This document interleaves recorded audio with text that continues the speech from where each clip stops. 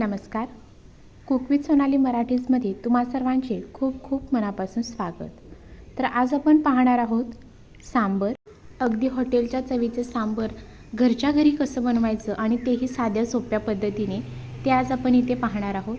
अशाच छान छान रेसिपीसाठी चॅनलला अजून सबस्क्राईब केलं नसेल तर लगेचच चॅनलला सबस्क्राईब करा आणि बेल आयकॉनचे बटन दाबा, जेणेकरून अशाच छान छान रेसिपींचे नोटिफिकेशन तुम्हाला मिळत जाईल.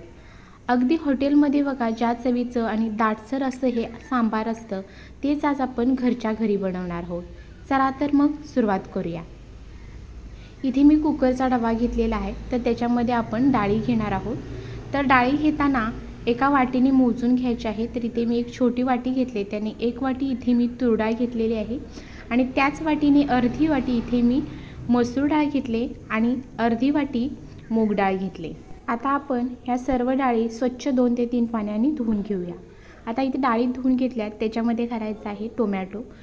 तर मध्यम आकाराचा टोमॅटो घेतला आहे, व्यवस्थित असा पिकलेला घेतलेला आहे. त्यानंतर इथे एक मध्यम आकाराचा कांदा, तोही छान असा बारीक कट करून घेतला. पाव चमचा हळद घातलेली आहे. आता याच्यामध्ये घालायचं आहे पाणी.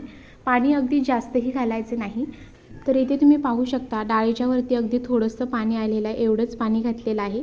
आपण डाळ शिजल्यानंतर याच्यामध्ये पाणी एक्स्ट्रा वाढवणार आहोत.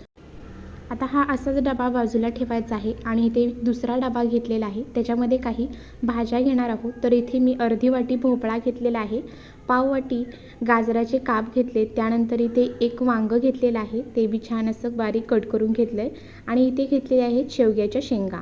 तर तुम्हाला हवं असेल तर मोठ्या जरी कट केला शेवग्याच्या शेंगा तरीही चालेल. आता ह्या सर्व शेंगा भाज्या व्यवस्थित अशा मिक्स केल्यानंतर याच्यामध्ये अगदी 2 ते 3 चमचे पाणी घातलेलं आहे. भाज्या फक्त आपण वाफवून घेणार आहोत, जास्त ओव्हरकुक शिजवायच्या नाहीत. तर आता इथे एक कुकर घेतलेला आहे, त्याच्यामध्ये थोडंसं तळामध्ये पाणी घातलं आहे आणि त्याच्यावरती सुरुवातीला डाळीचा डबा ठेवायचा आहे, जेणेकरून डाळ मऊसूद अशी शिजली जाईल. त्यानंतर भाज्यांचा डबा ठेवलेला आहे आणि कुकरच्या मीडियम गॅसवरती 3 शिट्ट्या काढून घेतलेल्या आहेत. 3 शिट्टी म्हणजे या कुकरमध्ये व्यवस्थित अशी डाळ शिजली जाते. तुमच्या कुकरच्या अंदाजानुसार तुम्ही शिट्ट्या काढून घेऊ शकता. आता संपूर्णपणे कुकर गार झालेला आहे आणि आता इथे तुम्ही पाहू शकता डाळ आणि भाज्या व्यवस्थित अशा शिजल्या गेलेल्या आहेत. डाळ ही व्यवस्थित अशी शिजली गेली, ती आता बाजूला डबे काढून घेऊया. आता इथे डाळ सुरुवातीला आपल्याला फेटून घ्यायची आहे, कारण आपण याच्यामध्ये जास्त पाणी घातलं नव्हतं. तर पहा अगदी छान मऊसूद डाळ शिजली गेलेली आहे. अगदी ओव्हरकुक ही डाळ करायची नाही, थोडीशी अशी या पद्धतीनेच आपल्याला डाळ शिजवायची आहे. तर पहा व्यवस्थित डाळ फेटून घेतल्यानंतर आता याच्यामध्ये थोडंसं पाणी आपण ॲड करूया आणि पुन्हा एकदा व्यवस्थित अशी डाळ मिक्स करून घ्यायची आहे. तर पहा अगदी छान अशी इथं डाळ आपली शिजून तयार झालेली आहे आणि इथे भाजीही तुम्ही पाहू शकता अगदी व्यवस्थित अशी शिजली गेले, अगदी ओव्हरकुक झालेली नाही. आता आपण फोडणी देण्यासाठी कढई गरम करून घेतली, त्याच्यामध्ये घालायचं आहे तेल. तेल गरम झाल्यानंतर पाव चमचा घालायचे आहे मोहरी, त्यानंतर पाव चमचा घालायचा आहे जिरे, त्याचबरोबर घालायचं आहे कढीपत्ता. आता याच्यामध्ये घालायचं आहे हिंग. सर्व फोडणी व्यवस्थित परतून घेऊया. आता याच्यामध्ये घालायचं आहे सुकलेली मिरची. तर इथे एक मिरची घेतलेली आहे आणि तिचे मी 2 ते 3 असे तुकडे करून घेतलेत.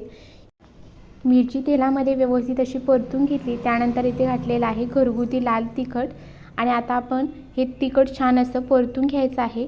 तिखट तेलामध्ये पटकन जळू शकतं, त्यामुळे तिखट घातल्यानंतर थोडंसं हलवून घ्यायचं आणि याच्यामध्ये पटकन आपण जी शिजवलेली डाळ आहे ती घालून घेतलेली आहे.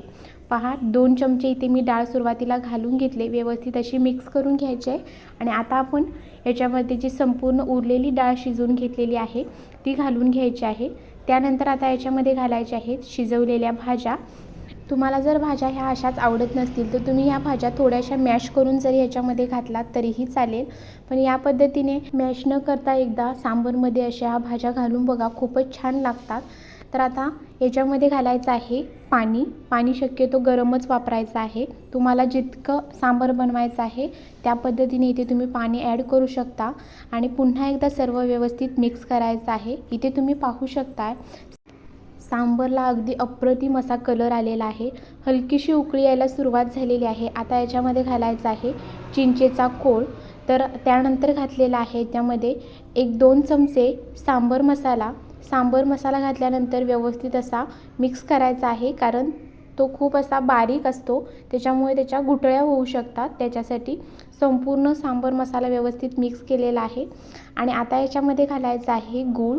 गूळ घातला आणि पुन्हा एकदा व्यवस्थित असं मिक्स करून घेतलं.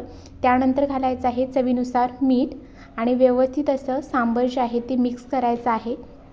सांबर मिक्स केल्यानंतर आता याच्यावरती हलकंसं झाकण ठेवायचं आहे आणि 5 ते 6 मिनटं मंद आचेवरती आपल्याला हे सांबर खळखळून उकळवून घ्यायचं आहे. तर इथे तुम्ही पाहू शकता अगदी खळखळून अशी सांबरला उकळी आलेली आहे. दिसायला जितकं सुंदर दिसतोय तितकाच ह्याचा भन्नाट असा वास अगदी घरभर दळवळतो. इतकं अप्रतिम हे सांबर बनलं जातं आहे. अगदी छान असं इथे आपलं सांबर तयार झालेलं आहे. रेसिपी आवडली असेल तर चॅनलला सबस्क्राईब करा, बेल आयकॉनचे बटन दाबा, जेणेकरून अशा छान छान रेसिपींचे नोटिफिकेशन तुम्हाला मिळत जाईल आणि तुम्हालाही अशा छान छान रेसिपी पाहता येतील. व्हिडिओ जास्तीत जास्त लोकांपर्यंत शेअर करा आणि त्याचबरोबर व्हिडिओसाठी एक लाईक नक्की करा. अशा गरमागरम इडल्या बनवा आणि त्याच्यावरती असं हे गरमागरम सांबर. या पद्धतीने एकदा तुम्ही घरी नक्की ट्राय करा आणि जर ही रेसिपी ट्राय केली तर कमेंटमध्ये मला नक्की सांगा. धन्यवाद. भेटूया अशाच व्हिडिओसोबत. Bye bye.